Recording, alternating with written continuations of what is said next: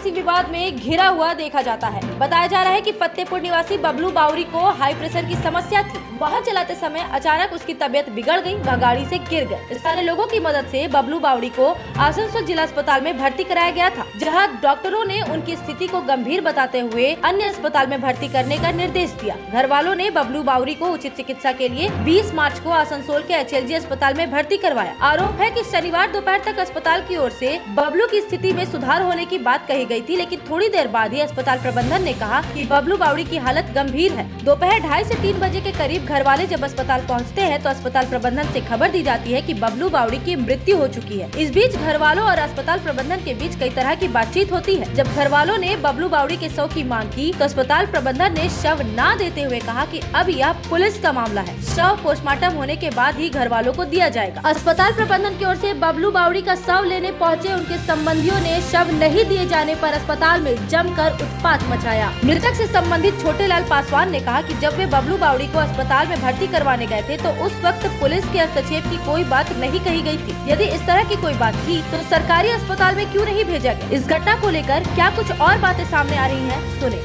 नेताजी आई हॉस्पिटाले चाकरी करे ওইখান থেকেও বাড়ি আসছিল, হঠাৎ ওর প্রেশার হাই হয়ে যাওয়ার পর পড়ে যাওয়ার পর আমরা খবর পাই, আমরা উঠিয়ে ডিস্ট্রিক্ট হসপিটালে ভর্তি করেছিলাম। ডিস্ট্রিক্ট হসপিটালে একদিন, তারপরের দিনও ছিল, দুদিন ছিল। এরা ছেলেরা বলছে, ডিস্ট্রিক্ট হসপিটালে বলছে, ডাক্তার বলেছে যে এখানে কোনো ইমপ্রুভ হবে না, একে বাড়ি নিয়ে চলে যান। এরা এখান থেকে HLG নিয়ে এসছে, HLG ভর্তি করেছে কত তারিখে?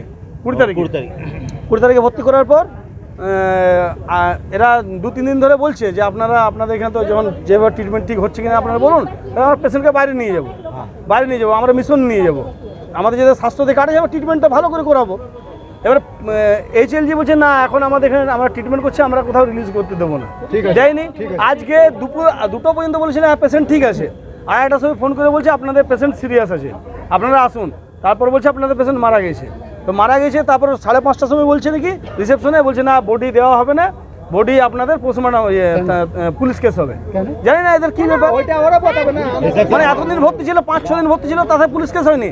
এখন বলছে এটা ইয়ে করতে হবে, পুলিশ কেস করতে হবে। সরকারি হসপিটাল আছে এটা, ঝামেলা কাগজটা দিচ্ছে না। তারপরে মেন হচ্ছে আমরা বললাম তাহলে আপনাদের কি বিল হয়েছে সেটা দেন, কোনো বিলের কাগজ কোনো কিছু দিচ্ছে না এরা। আর এখন যে পুলিশে ফোন করেছে, ওরা দাবি কি রয়েছে? দাবি আছে, এদের দাবি এরা বলছে ওর একটা মেয়ে আছে, ওর দায়িত্ব আপনারা বিচার করবেন। এখানে অফিসাররা বলেছে সবাই বিচার, এখানে পাড়া লোক সবাই আছে, ওরা বিচার করে ওর মেয়েকে। পেশেন্ট আগে ভেন্টিলেশন খুললেই তো ও তো শ্বাস তো চলেনি, ও তো ভেন্টিলেশনের জন্য চলছিল, ওটা শ্বাস তো চলছিল।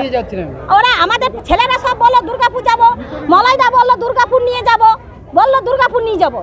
যখন জানছে যে এবার দুর্গাপুর নিয়ে যাবে, পার্টিদের হাতে পড়ে গেছে, এবার আমাদের কোনো উপায় নাই। তার জন্য আপনাদের প্রশাসনকে দেখেছে, যে এবার প্রশাসন যা করবে করবে।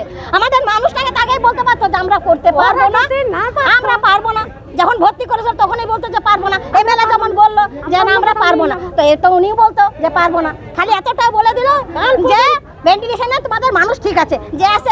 কালকে আমি দেখে গেছি স্যালাইন চলে নাই, আমি ছেলে দিকে যাই বলেছি যে স্যালাইন বন্ধ হয়ে গেছে, স্যার স্যালাইন বন্ধ হয়ে গেছে। আমি কালকে বলেছি স্যার, আমি নিজে এসেছি, আমার ভাই, আমি বলবো, আমি কালকে বলেছি ছেলে দিকে, পার্টির ছেলেকে, ক্লাবের ছেলেকে, যে স্যালাইন চলেনি। আখের গভর্নমেন্ট যারা ভর্তি হতো এটা, আর তাহলে ও বল দিত এটা পোস্টমর্টমের প্রথমে, তারপরে গভর্নমেন্ট হাসপাতালে বসে থাকতাম, এখানে কি জন্য ধারণা দিত? এখানে কোনো ঝামেলা ব্যাপার ছিল, আমরা পোস্টমর্টম করে রেখে দিই। কাগজ দিতে দেরি করেছে, 2-3 ঘন্টা হয়ে গেল, এখন আমি পাইনি, আমরা কোনো পাইনি। पहेली बनी राहुल सिंह की मौत ने कई तरह के सवाल खड़े कर दिए हैं। शुक्रवार को आसनसोल के चिलीडांगा स्थित एक होटल के कमरे से पुलिस को एक लाश बरामद होती है और इसकी खबर मृतक के घर वालों को लाश को मुर्दा घर में पहुंचाने के बाद दी जाती है। मृतक के घर वाले राहुल की मौत को हत्या करार देते हुए पुलिस की कार्रवाई से लेकर होटल की व्यवस्था पर सवाल खड़े कर रहे हैं।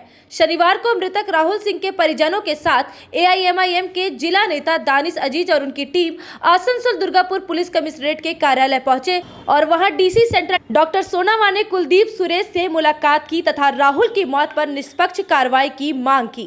दानिश अजीज ने कहा कि चेलीडांगा के जिस नीलांजना होटल में राहुल की लाश पाई गई, उस होटल को सपोर्ट करने के लिए कहीं न कहीं राहुल की मौत के मामले को दबाने की कोशिश की जा रही है। थी कि मेरा भाई अब रहा नहीं, मुझे बस अब ये जो जांच है वो सही तरीके से चाहिए, उसको न्याय चाहिए कि उसके साथ क्या हुआ, उस होटल के मालिक ने ऐसा क्या सेट किया है कि होटल का नाम तक नहीं लिया जा रहा है। मेरा भाई चला गया, वो वापस नहीं आएगा, लेकिन जस्टिस तो चाहिए कि साथ में उसके हुआ क्या है, वो कैसे मरा, उसका आइडेंटिटी प्रूफ भी नहीं है, वहाँ का कैमरा गायब है, उसके अलावा वहाँ जो उसने एंट्री किया था वो सब कुछ गायब है, उसका आधार कार्ड तक गायब है। कोई बिना कपड़े के ऐसे फांसी नहीं लगा सकता। मुझे जांच चाहिए, पूरा न्याय चाहिए, मेरे भाई के लिए पूरा न्याय चाहिए। किस होटल में हुआ था? नीलांजना होटल चेली डंगाल में हुआ था ये, तो 24 तारीख की रात। और उसके बाद हम लोगों को सिर्फ फ़ोन करके इतना ही बोला गया कि आप हॉस्पिटल जाइए, 10 बजे करीब हॉस्पिटल जाइए, आपका भाई वहाँ है, आप जाकर देख लीजिए। इससे आगे ज़्यादा कुछ नहीं बोला गया। वहाँ गए, वहाँ जाने के बाद एक पुलिस ना वहाँ थी, वहाँ कोई नहीं था, सिर्फ मेरे भाई के 2-4 दोस्त मेरे साथ गए थे, वो लोग मुझे वहाँ मिले और सबने पता किया तो उसको मुर्दा घर तक में डाल दिया गया था। ऐसा कैसे हो सकता है कि किसी की फैमिली भी ना आए और उस लाश को चुपचाप से मुर्दा घर में डाल दिया जाए बिना उसकी फैमिली को हैंड ओवर किए? ऐसा उन्होंने कुछ भी नहीं किया। रात भर मेरा भाई मिला नहीं। आपने शिनाख्त नहीं की है? बॉडी की शिनाख्त की थी क्या? बॉडी की शिनाख्त क्या करेंगे? रात को तो उसको मुर्दा घर में रख दिया गया, सुबह पोस्टमार्टम हुआ है, उसके बाद फिर मेरा भाई मिला है। आपने उसके दोस्त लोगों ने देखा था मेरा भाई। आपने देखा कि हाँ, देखा मेरा भाई। अभी आप प्रशासन से क्या चाहते हैं? बस उसके लिए न्याय चाहते हैं कि उसके साथ जो भी हुआ है साफ साफ जांच की जाए, होटल वाले को पकड़ा जाए, पता किया जाए कि आखिर होटल का नाम क्यों नहीं है, क्या सेटिंग है कि उन्होंने ना उसका आधार कार्ड के बारे में कोई जानकारी दिया है, सीसीटीवी कैमरा गायब है और फुटेज उटेज कुछ नहीं दिखाया गया है, पूरा सफाई से काम किया गया है। ऐसा क्यों है? मुझे बस न्याय चाहिए। लगता है कि यहाँ पर बात करने के बाद तो ये लगता है कि अब जांच अच्छे तरीके से होगी। बस मुझे न्याय चाहिए। आप जो आपके भाई हैं वो क्या डायरेक्ट होटल में गए थे या भाया कहीं से बुकिंग करके गए थे? कैसे क्या प्रोसेस में गए? ये तक हम लोगों को पता नहीं है। अगर कहीं से बुकिंग किए रहेंगे तो वहाँ पे उनके पास रिकॉर्ड होना चाहिए, अगर वो लिखे भी है तो वो भी रिकॉर्ड होना चाहिए। 213 नंबर रूम में उसका लाश मिला है। आपका नाम? मेरा नाम राखी सिंह है, मैं लेट राहुल सिंह की बहन हूँ। ना होटल जो है चेली डंगाल के पास, वहाँ पे एक शव मिला था। मृतक की पहचान इस हिसाब से हुई थी, उसका नाम था राहुल सिंह, रहने वाला शामबंद बनपुर का था, लेकिन शामबंद बनपुर का लेकिन अल्टीमेटली यही पाया गया कि उसका जांच जो कहीं ना कहीं है निष्पक्ष तरीके से नहीं हुआ है। कहीं ना कहीं इसमें नीलांजना होटल को सपोर्ट किया जा रहा है और नीलांजना होटल को सपोर्ट करके इस केस को, राहुल सिंह के पूरे मैटर को, षड्यंत्र को दबाया जा रहा है। आप देखिए ना, इसका मुख्य उदाहरण यही है, सीसीटीवी फुटेज हर एक होटल में होती है, वो गायब है। रजिस्टर्ड मेंटेन होती है, वो गायब है। बच्चे का आधार कार्ड जो लिया जाता है, आजकल जो ओयो का सिस्टम है, रुकिए, बच्चों का जो आधार कार्ड है वो लिया जाता है, वो गायब है। तो इन सब से अल्टीमेटली यही पता चल रहा है कहीं ना कहीं नीलांजना होटल को सपोर्ट किया जा रहा है। इनफैक्ट राहुल सिंह के बदन से कपड़े तक गायब थे, उनका जूता तक गायब था। आज आप लोग क्या करने आए थे यहाँ? आज हम लोग कमिश्नर ऑफिस में आए थे, तो कमिश्नर ऑफिस से हम लोग को बोला गया कि आप डीसीपी सेंट्रल साहब से मिल लीजिए और उनको आप अपनी बातें पूरी बताइए। और बताने के बाद हम लोगों ने उनसे बात किया और उन्होंने भी बहुत कोऑपरेटिवली तरीके से हमें आदेश दिया और उन्होंने आईसी साहब को कॉल भी किया है कि इस केस को स्ट्रिक्ट तरीके से देखा जाए। और हम भी यही चाहते हैं कि इस केस पे निष्पक्ष जांच हो। अगर इस केस पे निष्पक्ष जांच नहीं होती है तो मैं बहुत दुखद मानते हुए, अपने संविधान के ऊपर हत्या मानते हुए, इस बात को आने वाले दिनों में पुरजोर विरोध जो भी करना पड़े राहुल सिंह के फैमिली के साथ और उनके परिवार को न्याय दिलाने के लिए जो भी करना पड़े, मैं उनके साथ रहूँगा। आपका परिचय? दानिश अजीज, पश्चिम बर्धमान डिस्ट्रिक्ट, ऑल इंडिया मजलिस इत्तेहादुल मुस्लिमीन।